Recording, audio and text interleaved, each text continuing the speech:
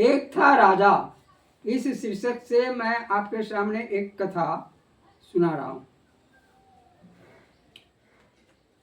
सामने फाइल खुली पड़ी थी, पर धूपलाल बाबू का मन काम करने में एकदम नहीं लग रहा था। उनका एक लौता पुत्र सुरेश्वर बहुत जिद्दी था।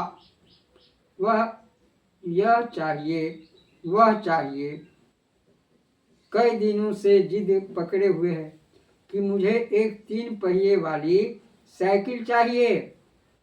उसे क्या पता बहुत छोटी सी आय में एक किरानी को कैसे गुजारा करना पड़ता है।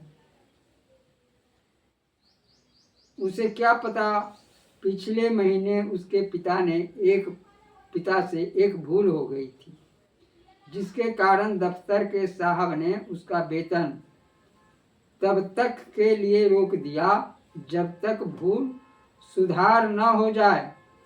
पर सुरेश्वर तो है कि साइकिल के लिए जमीन आसमान एक किए हुए है।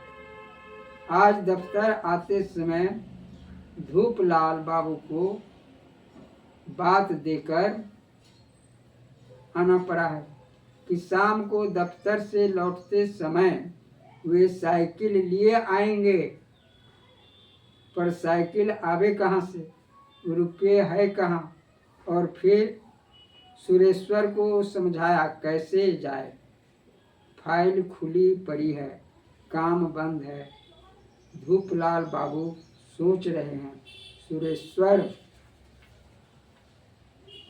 को कैसे सब कुछ बतलाया जाए।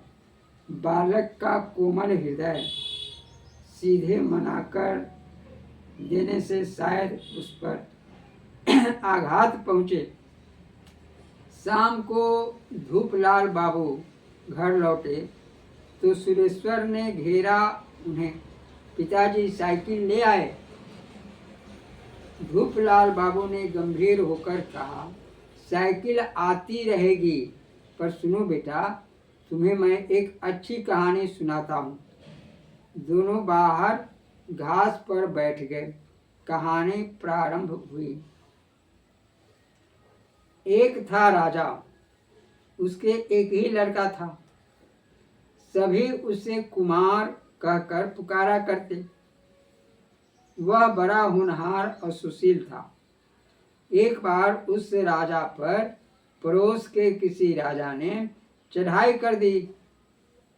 दोनों ओर से घमासान युद्ध होने लगा। राजा हमेशा अपने महामंत्री के साथ मंत्रणा गृह में बैठे युद्ध के विषय में ही विचार करते रहते। राज्य की पूरी आय सैन्य बल बढ़ाने और उन्हें रसद पहुंचाने में खर्च हो रही थी। ऐसे ही समय उस राज्य में घोड़ों का एक सौदागर पहुंचा। प्रधान द्वार के बाहर उसने अपना डेरा डाला। शाम को कुमार घूमते निकला तो उसकी नज़र घोड़ों पर पड़ी। एक पंच कल्याण घोड़ा उसे जच गया। उसने सौदागर से आवश्यक पूछताछ की और लौट आ गया। रात को भोजन करते समय उसने अपने पिता से कहा, पिताजी, घोड़ों का एक सौदागर आया है। उसके पास एक उम्दा नस्ल का पंच कल्याण घोड़ा है। मुझे वह जच गया है। कितनी कीमत कहता है? राजा ने पूछा। केवल 300 स्वर्ण मुद्राएं, कुमार ने बतलाया।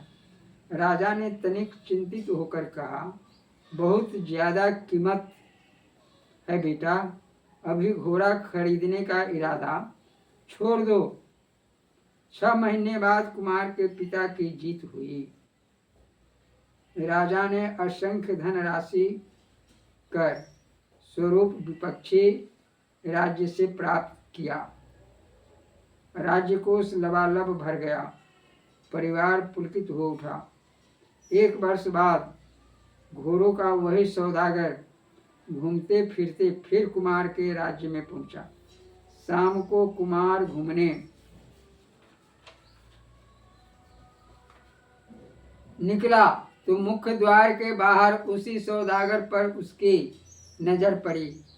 वह पंचकल्याण भी सौदागर के साथ था। कुमार की कामना जगी। उसने सौदागर से बातचीत की। घोड़ा को अब चढ़कर फेरा और फिर राजमहल लौट गया। दूसरे दिन राजकुमार ने डरते डरते अपने पिता से बतलाया, पिताजी, घोड़ों का सौदागर आया है। मेरी पसंद का घोड़ा अभी तक बिका नहीं है। राजा ने आह्लादित हो कर पूछा, कितनी कीमत कहता है सौदागर? 300 स्वर्ण मुद्राएं, कुमार ने बतलाया। तब तो बड़ा सस्ता है बेटा, जरूर खरीद लो वह घोड़ा, राजा ने कहा। घोड़ा तुरंत खरीद कर आ गया। जब पिता पुत्र दोनों उसे देखकर अस्तबल से भवन की ओर लौटे तो कुमार ने राजा से विस्मित होकर पूछा, मेरी शंका का निवारण कीजिए पिताजी। बोलो, राजा मुस्कुराए। गत वर्ष जब यह घोड़ा केवल 3 स्वर्ण मुद्राओं में मिल रहा था तो आपने इसे बड़ा महंगा बतलाया था, पर इस वर्ष जब इनकी कीमत 300 स्वर्ण मुद्राएं कही गई तो आपने सस्ता जानकर इसे खरीद लिया। ऐसा क्यों पिताजी?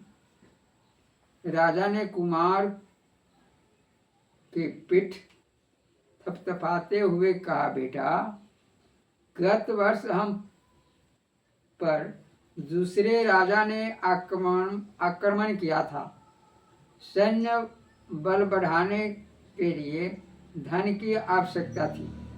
घोड़े के लिए 3 स्वर्ण मुद्राएं फेंकना सचमुच बड़ा महंगा पड़ता, पर इस वर्ष हमारा कोष लबालब है, कोई आपत्ति भी नहीं मंडरा रही है। इस वर्ष 300 क्या 3 लाख स्वर्ण मुद्राओं में भी अगर हम घोड़ा खरीदें तो सस्ता ही पड़ेगा। कीमत चीज की नहीं हुआ करती, अपनी परिस्थिति की हुआ करती है बेटा। कहानी समाप्त हुई कि सुरेश्वर ने अपने पिता की गोद में सिर टेक दिया। मैं भूल कर रहा था पिताजी, मुझे क्षमा कीजिए, मुझे साइकिल नहीं चाहिए। धूपलाल बाबू प्यार से सुरेश्वर के मुलायम हाथों पर हाथ फेरने लगे। जय श्री सीते। यह कथा आपको अच्छी लगे तो आप अवश्य सुनने का प्रयास करेंगे। जय श्री सीते।